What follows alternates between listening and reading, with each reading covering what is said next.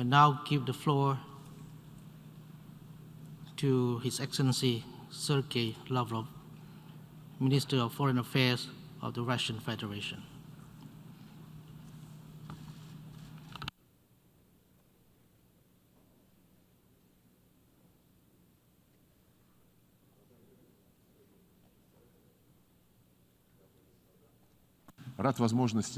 I'm glad to have the opportunity to speak from the podium of the United Nations General Assembly. The fact that we have gathered in this hall once again symbolises our collective willingness to resume the normal communication that had been suspended after the onset of the COVID-19 pandemic. Essentially, we have no other option, as the broad cooperation at the United Nations is particularly relevant now, when the number of problems on the international agenda is increasing. The range of cross-border threats is expanding too. Numerous regional hotspots of tension have a substantial potential to destabilize. The might is right approach is being applied instead of right is might. Instead of international law with increasing frequency, there is no consensus amongst the leading powers as to the principles of the world order. For Russia, it is obvious that one can only effectively counter threats and challenges through concerted efforts in strict compliance with the universally recognised norms of international law, first and foremost, the purposes and principles of the UN Charter. This global organisation should play a central coordinating role in world politics, fully unleashing its potential of universal multilateralism and legitimacy. Recently, we have been witnessing persistent attempts to diminish the UN's role in resolving the key problems of today, or to sideline it, or to make it a malleable tool for promoting someone's selfish interests. Such attempts are clearly visible in the so-called rules-based order concept that the West is persistently introducing to political discourse as opposed to international law. Naturally, no one can be opposed to rules as such. After all, this is exactly what the UN Charter is, a set of rules. These are, however, rules that have been approved by all countries of the world. Similarly, any new norms governing international interaction must be agreed upon at universal platforms, above all, here. On the other hand, when they are established behind closed doors in circumvention of this universal organisation, then they cannot be fully legitimate. By shifting the discussion on key issues to formats that suit it best, the West wants to exclude those who have their own different point of view from global decision-making processes. Following the same logic, Germany and France have recently announced the creation of the Alliance for Multilateralism, even though what kind of structure could be more multilateral than the United Nations? Berlin and Paris, however, have decided that there are many conservatives at the UN hindering the efforts of the vanguard. They have proclaimed that the European Union to be the epitome of effective multilateralism, and all others are supposed to emulate it. This is a recent example too. The US administration has come up with the idea to convene a summit for democracy. It goes without saying that Washington is going to choose the participants by itself, thus hijacking the right to decide to what degree a country meets the standards of democracy. Essentially, this initiative is quite in the spirit of a Cold War, as it declares a new ideological crusade against all dissenters. It is noteworthy that this policy is being implemented against the backdrop of President Biden's words that the US is not seeking a world divided into opposing blocs. In fact, though, the Summit for Democracy will be a step towards dividing the global community into us and them. It is also telling that while it declares the primacy of democracy in its relations with all partners, Washington is only concerned with the domestic situation in relevant countries. When it comes to establishing democracy in international relations, the US, as well as its allies, quickly loses any interest in the discussion because no one dares encroach on the authority of NATO and the EU. These are the rules. President Biden has recently announced the rejection of military methods used to, as he put it, remake other countries. We expect the US to take one step further and reject any other methods of imposing their development model on others, not only military ones. The rules-based order is founded on double standards. When it serves the West's interests, people's right to self-determination is an absolute.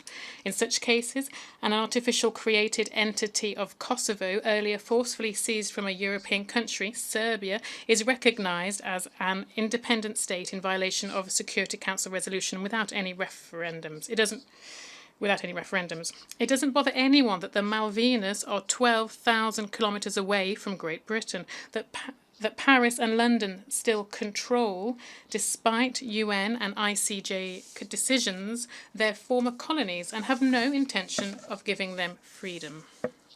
On the other hand, when the right to self-determination runs counter to the West's geopolitical interests, as it did in the case of the people of Crimea's expression of free will at the 2014 referendum on the peninsula's reunification with Russia, it forgets all about it and introduces illegitimate sanctions for the exercise of this right. The reason is simple. The Crimeans were saving themselves from the ultra-radicals who were behind the coup in Ukraine, supported by the West, which means that since the good guys came to power in Kiev, they are, according by Western rules, to be protected and exculpated. In the same vein of a rules-based order, the US preserves the obsolete trade embargo against Cuba and strives to impose its will on the peoples of Venezuela and Nicaragua in flagrant violation of the charter-based principles of non-interference into internal affairs of sovereign states.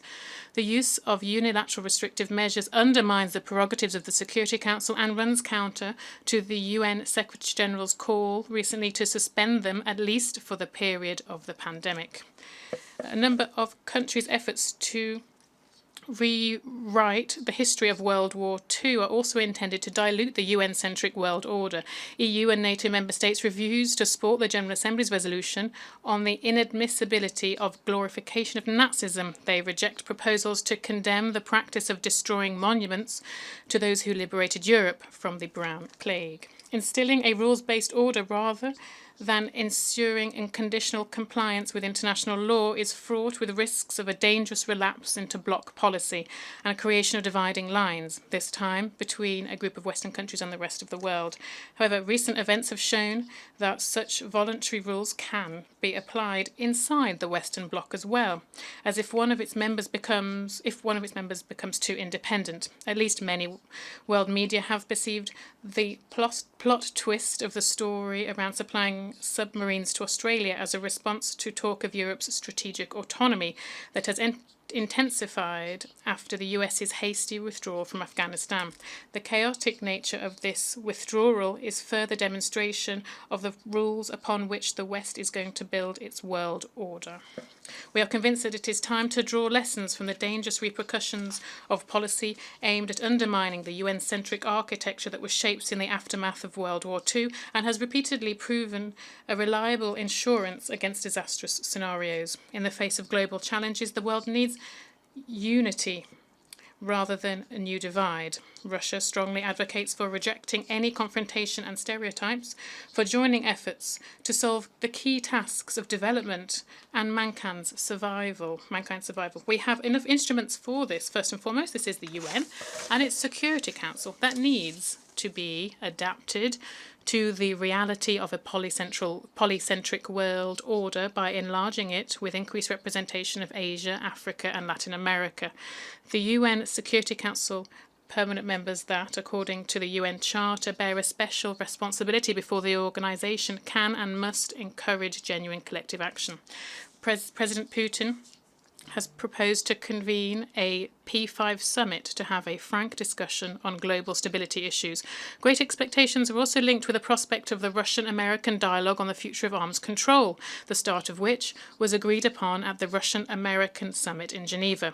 Where there is goodwill, finding a mutually acceptable solution is very realistic. The world was encouraged when the new US administration agreed to our proposal to extend the new strategic arms reduction treaty without any preconditions. Of great importance was the fact that the Russian and US presidents' joint statement reaffirmed the commitment to the principle according to which there can be no winners in a nuclear war, and one must never be fought. A responsible approach is also needed in other spheres of strategic stability. After Washington's withdrawal from the INF Treaty, Russia has made a unilateral commitment not to deploy land-based intermediate range or short-range missiles, both nuclear and non-nuclear, in regions where no similar US-made weapons would appear. We continue to await NATO members' response to our proposal to proclaim a similar moratorium, reinforced, and I would like to emphasize this, with mutual verification measures. Amongst new challenges and threats, we also see states' intention to militarize the internet and unleash a cyber arms race. Russia advocates for agreeing at the UN upon ways to ensure international information security. The process here should not be based on someone's special rules, but rather on universal agreements allowing to examine any concerns in a transparent manner, relying on facts. This is the aim of our initiative, to elaborate standard norms for states' responsible behaviour in the use of ICTs and on preparing a universal convention on combating cybercrime. Along with this digital space, some countries view outer space as an arena for confrontation. We deem it to be a dangerous trend and propose to prohibit placement of weapons in outer space and the threat or use of force in it. The relevant Russian-Chinese draft treaty remains on the table of the Conference on Disarmament. Russia consistently puts forward initiatives on other issues requiring concerted action. Today, 20 years after the atrocious terrorist acts in New York, President Putin's call to form a broad anti-terrorist coalition without double standards on the basis of international law is more relevant than ever. We are awaiting a response to the Russian initiative to elaborate a convention on the suppression of acts of chemical and biological terrorism. One can only make progress in resolving regional conflicts by acting on the basis of international law, by involving all stakeholders. In Afghanistan, Syria, Libya, Yemen, and in other hotspots, all external actors have to show an understanding of the cultural and civilizational specifics of society, rejecting politicization of humanitarian assistance, and assisting the creation of broadly representative bodies of authority that would involve all major ethnic, religious, and political forces of the relevant countries. Guided by such an approach, Russia has been constructively engaged in the promotion of the Afghan settlement via the extended Troika and the Moscow format. It has been contributing to stabilizing the situation in Syria within the framework of the Astana process and has been working with all Libyan parties to implement political reforms. The processes underway in the Middle East should not sideline the task of reaching a sustainable Palestinian-Israeli settlement within the universally recognized international legal framework, providing for the creation of an independent and viable Palestinian state coexisting in peace with Israel. We advocate for the relaunch of direct negotiations between the Israelis and Palestinians, for galvanizing the role of the Quartet of International Mediators in coordination with the League of Arab States. Russia continues to contribute to the normalization of relations between Iran and its Arab neighbors. Together with our partners, we seek the soonest possible resumption of a full implementation of the JCPOA, on settling the situation around the Iranian nuclear program. A holistic approach is required to stabilize the entire region in the long term. This is the objective of the updated Russian concept of collective security in the Persian Gulf that has been recently circulated as a Security Council and General Assembly document. In the context of searching for ways to overcome regional crises, we are ready to share Russia's unique experience of peaceful coexistence of different civilizations, religions, and cultures. We expect the World Conference on Intercultural and Interfaith Dialogue that will take place in St. Petersburg in May, 16th to 18th of May 2022, to produce substantial results. The conference enjoys the support of the UN Secretary-General and the leadership of the Interparliamentary Union. Today, the significance of humanitarian, socio-economic and environmental dimensions of UN work is burgeoning. It is essential to avoid the temptation to turn these spheres into yet another arena for geopolitical games and unfair competition. COVID-19 is our common enemy. It is in the interests of prompt lifting of restrictions on international travel. We support mutual recognition of vaccines that have been approved by national oversight bodies. It is vitally important not to cease efforts aimed at implementing the 2030 Agenda for Sustainable Development. We reckon that the decisions adopted at the recent UN Food Systems Summit will promote the achievement of the SDGs. We stand for strengthening the central role of the United Nations in building the agenda for environmental protection on the basis of equality and respect for each other's interests, including due account given to socio-economic realia. Otherwise, it would be hard to mobilise all states towards reaching global climate goals. The work of all mechanisms that can impact the efficiency of the global governments should be tuned to searching for a balance of interests. The capacity of such an inclusive association as the G20, which brings together the old and the new, dynamically developing global centres such as BRICS and the like-minded others, should be used to its maximum too. It was with great interest that we heard of the Global Development Initiative proposed by President of China, Xi Jinping, that resonates with our own approaches. Russia, together with its partners and allies, supports strengthening a mutually reinforcing network of alliances through developing integrative processes within the CIS, EAEU, CSTO and the SCO. The initiative of President Vladimir Putin to create a greater Eurasian partnership that should also engage ASEAN, the key actor defining the norms of behaviour in Asia-Pacific, is also positive. In general, the regional dimension of the world's development is gaining momentum. Much will depend on whether we prove able to rechannel the growing rivalry between regions onto a constructive track. Who is more important? Europe or Asia, the Indian or the Pacific Ocean? Is a Latin American-European Union going to be established? Why make Africa an arena for confrontation?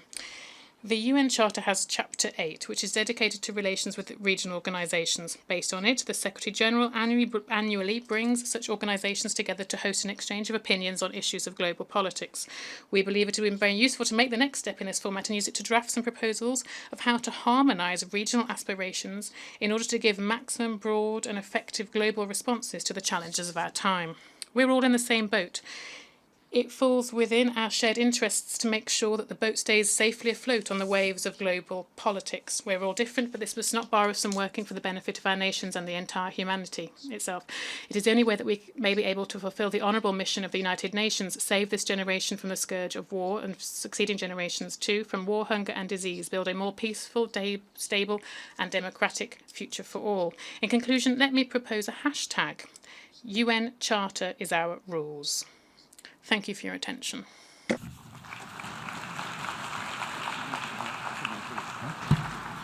I thank the Foreign Minister of the Russian Federation for his statement.